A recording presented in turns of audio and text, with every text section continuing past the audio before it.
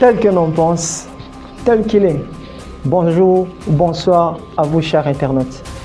L'homme est donc le fruit de sa pensée. Et la pensée réfère à l'imaginaire.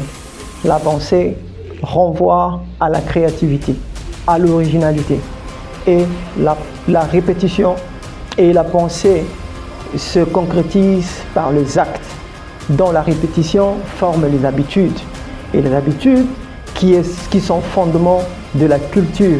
Et la culture, c'est ce qui fait la fondement, c'est ce qui fait la différence, ou qui reflète, ou qui détermine l'identité d'un peuple. Et la culture, et c'est ce qui est à la base de la formation de la conscience nationale, de la conscience d'un groupe, de la conscience ou de l'esprit d'équipe. Alors cela paraît comme utopique. Comment former une conscience nationale? Comment former une conscience de groupe? Cela paraît utopique. Voilà pourquoi il requiert un leadership solide, un leadership dominant, un leadership capable d'orienter, un leadership capable de donner des propositions, capable de réfléchir à la place du groupe. Voilà pourquoi il est donc important de former ce leadership, afin de conduire ce groupe-là, car dans une nation, un groupe n'a pas d'état d'âme. Pour former ce leadership, pour réfléchir à la place du groupe, pour réfléchir à la place des autres, raison pour laquelle l'ONG la case des femmes et des enfants vulnérables, à travers sa chaîne YouTube, CFM TV, vous offre cet espace médiatique. Venez réfléchissons ensemble. Vous êtes médecin, avocat, homme d'affaires, politique, politologue, professeur d'université, scientifique. Vous avez l'occasion de réfléchir à la place de cette nation sur des questions pertinentes de la vie du Congo. Ce pays, ce grand Congo, ce pays qui présente un paradoxe qui ne tient ses mots. Un pays richement sur le papier, un pays très riche sur le papier, mais dont la population vit dans une extrême pauvreté. Alors vous avez la solution, vous avez le moyen d'apporter quelque chose dans ce pays.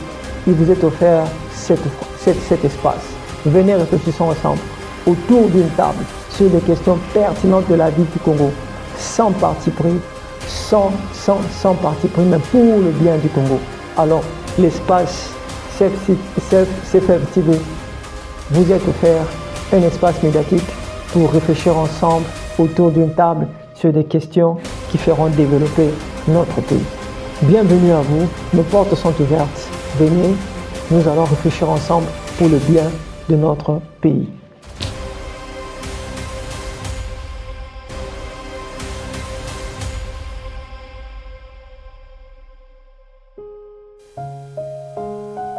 Henri Lamoureux dit, la dignité passe par le sentiment qu'on a de son utilité.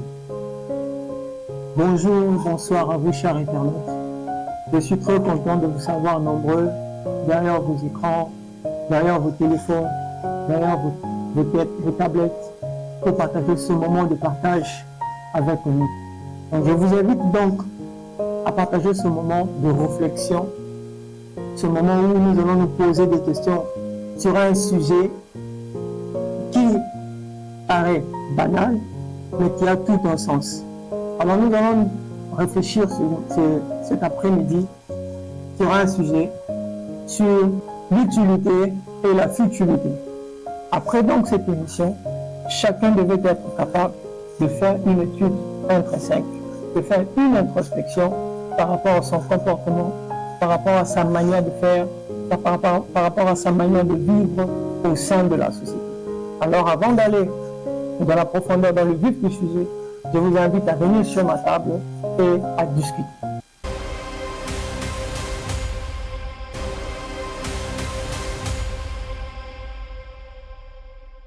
Avant d'aller dans le vif du sujet, avant de rentrer dans la problématique de notre sujet de cet après-midi, nous commencerons d'abord par la définition de termes. Dit-on, sans la définition, la déviation est possible. Alors, deux termes nous concernent cet après-midi. Il y a l'utilité et la futilité. Alors, c'est quoi l'utilité? j'ai questionné mon dictionnaire Larousse qui m'a donné des réponses. Il y a plusieurs assertions par rapport à cette question. La première assertion est que l'utilité, c'est le caractère de ce qui est utile. L'utilité, c'est un bien ou un intérêt. Dans le domaine économique, l'utilité renvoie. Merci beaucoup, madame. Je vous signale que nous sommes ici au restaurant La Case qui nous a offert son hospitalité. Le restaurant La Case, situé à Matete, au numéro 35 du quartier Kwenge 1, juste à côté de l'hôpital Bon Accueil. C'est un bon cadre. Venez et vous ne serez pas déçus. Alors, revenons à ce que nous disons. Je disais que j'ai questionné mon dictionnaire Larousse par rapport à la définition du terme utilité. Et mon dictionnaire m'a donné plusieurs assertions. La première assertion, l'utilité, c'est le caractère de ce qui est utile.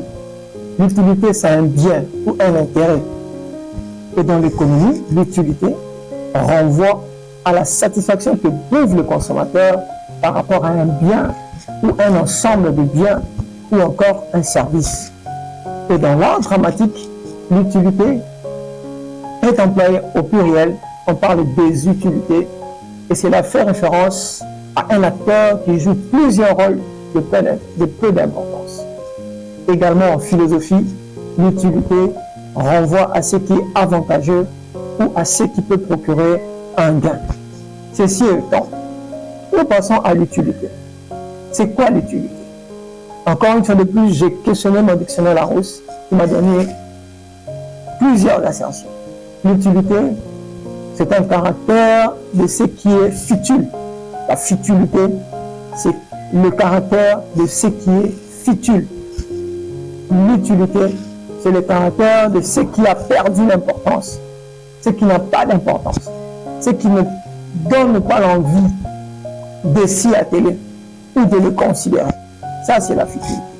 Alors, par rapport à ces deux définitions, deux mots nous intéressent, deux adjectifs. Il y a l'adjectif utile et l'adjectif futile. Alors, c'est quoi l'utilité? Ou c'est quoi l'utile? L'adjectif utile signifie quoi? Être utile ou utile signifie servir à quelque chose. Utile signifie le caractère de ce qui a une importance, le caractère de ce qui a un profit, le caractère de ce qui a un gain. Alors, que signifie futile? Futile, par contre, signifie le caractère de ce qui a perdu de valeur, le caractère de ce qui n'a pas d'importance, le caractère de ce qui est vain, ce dont personne, ce dont on ne peut attirer l'attention, ce dont on ne peut considérer. Alors, par rapport à ces deux définitions, par rapport à tout ce que nous avons dit là, alors nous devons faire un choix. Vous devez faire un choix. Moi, je devais faire un choix. Parce que cela nous concerne tous. Et pourquoi devons-nous entre l'utilité et la futilité? Nous devons faire un choix. Et tel que je l'ai dit au début, chacun de nous après cette émission devra savoir, devra se juger lui-même, devra avoir une opinion de soi par rapport à son comportement. Es-tu utile ou es-tu futile? Vous êtes utile ou vous êtes futile? Alors, de ma part, je considère que le mot ou l'adjectif auquel nous devons réfléchir, auquel nous devons mettre plus d'attention, c'est l'utilité. Voilà pourquoi il est important de savoir pourquoi être utile. En tant qu'être vivant, en tant qu'humain, nous avons des besoins, nous avons des manques, nous avons des projets, nous avons une vision, nous avons des projections, des études que nous avons menées. Et l'utilité a un repère sérieux, un repère par rapport à tout cela. j'ai un projet. Est-ce que ce projet-là est utile pour moi? Est-ce qu'un projet-là est utile pour ma famille, pour mon travail, pour ma société? Voilà le repère sérieux, l'utilité. Alors, quand est-ce que une chose ou une personne devient utile? Alors, tel que je l'ai dit au début, vous serez utile lorsque vous servez à quelque chose. Dites-vous, dans votre domaine, dans votre travail, dans votre famille, dans votre église, est-ce que vous êtes utile? Est-ce que vous servez à quelque chose? Est-ce que l'on peut compter sur vous? Aujourd'hui, bon nombre de gens cherchent des moyens à attirer l'honneur, à attirer la gloire, à attirer la notoriété. Mais la réponse, elle est simple à cette question. Êtes-vous utile? Êtes-vous utile dans ce que vous faites, dans votre foyer, dans votre famille? Êtes-vous utile? Alors, la démarche, elle est simple. Vous me poserez la question, comment être utile? Eh bien, il est simple. Comment être utile? La réponse, il est simple à cette question. La première des choses que vous devez savoir, que nous devons savoir, c'est vous mettre à la disposition des autres. Amener des solutions. Porter des solutions. Vous êtes engagé quelque part, vous êtes employé, vous êtes commerçant, vous êtes homme d'affaires. Est-ce que vous servez à quelque chose? Posez-vous cette question. Est-ce que votre patron peut dormir tranquillement en comptant sur vous? Il en est de même. Vous êtes employeur. Est-ce que vous êtes utile pour vos employés? Est-ce que vos employés peuvent compter sur vous? Est-ce que vos employés peuvent considérer, se comporter de manière à croire en vous? Est-ce que vous vous êtes déjà posé cette question? Alors vous me poserez la question, pourquoi je dois me sentir utile? Pourquoi? Oui, vous avez besoin de vous sentir utile également. Pourquoi? Parce que quand l'utilité, en fait, fait naître ce sentiment d'estime de soi. Et l'estime de soi amène la confiance. Vous n'avez pas besoin d'attendre la confiance avant de poser les actes. Mais vous devez poser des actes pour acquérir la confiance en soi. Nombre sont des gens qui se sont suicidés, qui ont pris le poison, qui ont mis le fil au cou.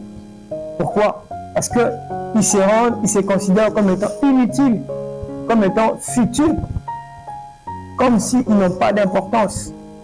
Mais sachez que personne ne peut vous donner ce que vous-même, vous n'êtes pas capable de vous donner vous-même. Vous-même, vous devez considérer que vous êtes utile. Même si vous ne recevez rien en retour, même si vous n'avez aucun remerciement, même si vous n'avez aucun honneur après tout ce que vous faites, mais dites-vous que vous êtes utile, que vous pouvez servir à quelque chose. Et voilà pourquoi vous devez le faire bien. Voilà pourquoi vous devez bien faire les choses. Lorsqu'on vous confie une tâche, vous devez vous donner carrément pour produire des résultats. Parce que c'est le résultat qui amène la différence. Beaucoup de gens cherchent la différence. Mais sachez que la chose qui amène carrément, simplement, de manière facile, la différence, ce sont les résultats. On juge une personne, on juge un individu par rapport aux résultats dont il produit.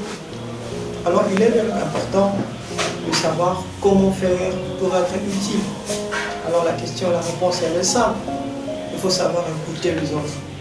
Il faut savoir vous mettre à la disposition des autres. Il faut savoir apporter la solution aux autres. Le deuxième astuce, c'est chasser les pensées négatives. Vous savez, l'homme est le fruit de ses pensées. Vous devez penser grand. Ne pensez pas à de mauvaises choses. Parce que le penser va forger votre image. Lorsque, aussi longtemps que vous avez une mauvaise pensée, une mauvaise image de vous, vous ne ferez pas, vous ne serez pas utile. Donc chassez les pensées négatives dans votre tête. ou dans vos têtes. Pensez que vous êtes sur la terre, pas en touriste, que vous pouvez faire quelque chose. En tant qu'être humain, vous pouvez faire quelque chose. Vous pouvez influencer. La plupart des penseurs, la plupart des grands hommes de ce monde n'ont pas étudié. La plupart. Mais ils ont eu quand même à faire quelque chose. Ils n'ont pas fait des études comme vous et moi, mais ils ont fait quelque chose. Les grands hommes d'affaires, ils sont en train d'employer les gens qui ont étudié, les intellectuels. Donc vous également, à votre niveau, vous pouvez faire quelque chose. Donc, chassez les pensées négatives, les pensées qui vous disent que vous ne valez rien, que vous ne pouvez rien, parce que vous n'êtes pas né dans une bonne famille, vous n'avez pas eu la chance ou la grâce d'étudier. Non, vous pouvez faire quelque chose. Chassez ces pensées négatives, chassez-le, et vous verrez que vous allez être utile pour vous-même, pour votre société, pour votre famille, pour votre entourage. Et le troisième astuce, c'est ayez confiance en vous. Vous devez avoir la confiance en vous. Je me répète à ce niveau. Encore une fois, ayez confiance en vous. Vous n'êtes pas n'importe qui. Vous pouvez faire quelque chose. Le fait de naître au Congo, le fait de naître dans une famille, dans un quartier reculé, ne fait pas de vous un moins que rien. Non. Non. Vous pouvez quitter de zéro. Vous pouvez quitter de nulle part et devenir quelqu'un. C'est possible. Il y a beaucoup d'exemples. Beaucoup d'exemples. Je donne une fois l'exemple de Roncia. Vous le connaissez, l'humoriste Roncia. Cet humoriste vient d'où? Je l'aime beaucoup, ce garçon. Pourquoi? Parce qu'il a décomplexé les choses. Il a prouvé au monde que vous pouvez quitter de nulle part et devenir quelqu'un. Aujourd'hui, Roncia est connu en Afrique. Ce n'est pas à travers ses parents, ni sa famille, ni le Congo, mais à travers l'art que Dieu lui a donné, l'humour. Aujourd'hui, nous avons un jeune comme Armen Amis, qui n'a pas fait de grandes études peut-être, mais aujourd'hui il est connu. Il s'est rendu utile dans ce qu'il fait. Il y a beaucoup de gens, d'exemples, il y a beaucoup d'exemples. Il y a des papas, il y a des hauts fonctionnaires de l'État. Il y a des gens, des grands hommes d'affaires, mais qui n'ont pas eu peut-être le privilège de saluer le président de la République, ni de rentrer dans la présidence. Mais les footballeurs en pilote vont à la présidence, rencontrent le président à cause du football. Donc d'une manière ou d'une autre, chassez ce manque de confiance et créez la confiance en vous. Vous pouvez faire quelque chose. Je peux vous rassurer que vous pouvez faire quelque chose. Le problème c'est que vous n'osez pas. Osez à partir d'aujourd'hui, vous verrez que vous pouvez faire quelque chose de bien et vous rendre utile à vous-même et à la société. Et la quatrième astuce, c'est débarrassez-vous des pensées limitantes ou des pensées limitatives. Ne vous limitez pas.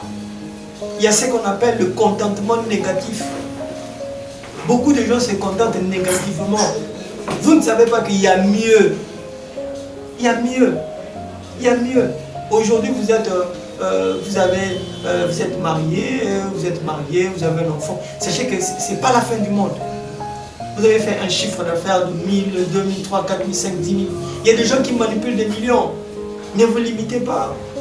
Laissez-vous élargir. Élargissez l'espace de votre tente, tel que dit la Bible.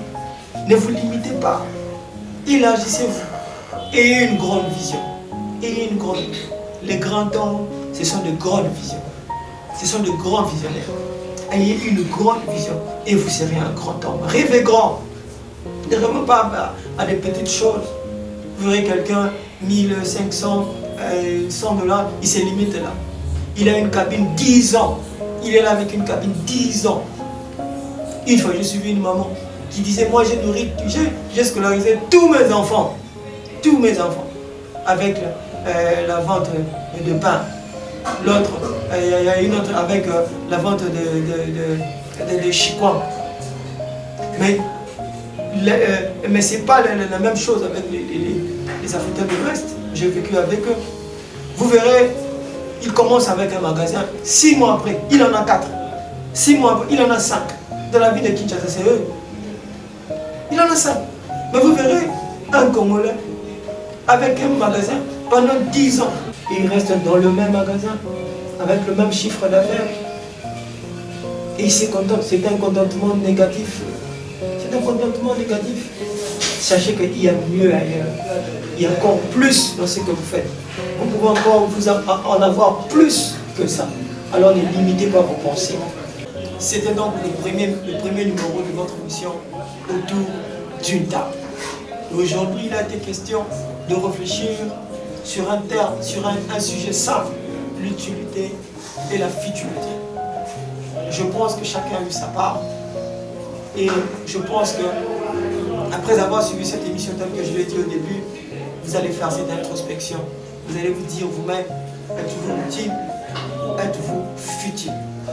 Alors je ne terminerai pas cette émission sans pour autant dire merci, merci, merci à la chaîne CFF TV de notre ONG La Classe de Femmes et les enfants vulnérables qui a pour présidente Madame Joséphine Bouloko. Nous sommes une ONG, nous avons besoin de votre soutien. Nous voulons réaliser cette grande mission. Nous vous appelons, vous les gens de bon droit. Vous voulez rendre utile votre argent. Vous voulez utiliser votre argent, utiliser vos avoirs de manière utile. Venez à la table de femmes. Nous sommes en train d'aider les vulnérables, les femmes, les enfants. Venez nous soutenir. Nous avons besoin de vous. L'adresse elle est simple. L'adresse elle est simple. 35D, Kwenge A, commune de Matete. Juste à côté de l'hôpital. Bon accueil. Que Dieu vous bénisse. Restez dans la paix du Seigneur au prochain numéro. Merci.